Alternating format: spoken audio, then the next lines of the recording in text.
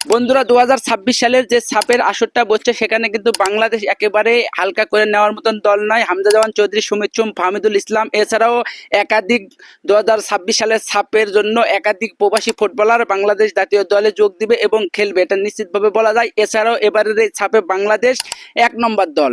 এবারের সাপে বাংলাদেশের একটাই কথা, একটাই লক্ষ্য, যে সাব চ্যাম্পিয়নশিপ জিতা। মূলত সাপের যতবারে আসর হয়েছে সবচেয়ে সফল দল কিন্তু ইন্ডিয়া। আর ইন্ডিয়া এবারের এই সাপে বাংলাদেশের চেয়েও নিচে রয়েছে, কারণ বাংলাদেশের হামজা জামান চৌধুরী, সুমিত চুম, ফাহমিদুল ইসলাম বিশেষ করে প্রবাসী ফুটবলাররা আসার পর থেকে বাংলাদেশ যে দারুণ খেলছে, তাতে বাংলাদেশ এবারের সাপে নাম্বার 1 দল। তাছাড়াও সাপ ইতিহাসে সর্বোচ্চ সফল দল কিন্তু ইন্ডিয়া, আর ইন্ডিয়া ছাড়াও বাংলাদেশ একবারই সাপ জিতেছে।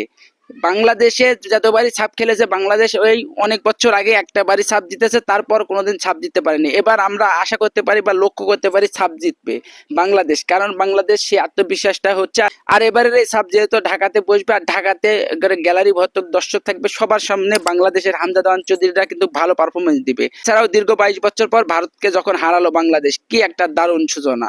আর সবকিছু মিলে আগের বাংলাদেশের যে ফুটবল খেলাটা, তার চেয়েও এখনকার বাংলাদেশের ফুটবল খেলাটা আরো অনেক শক্তিশালী। এছাড়াও বাবু ভাইকে একটা কথাই বলবো, শুধু প্রবাসী ফুটবলারদেরকে এনে বাংলাদেশ জাতীয় দলে খেলায় বাংলাদেশের কোনো লাভ হবে না।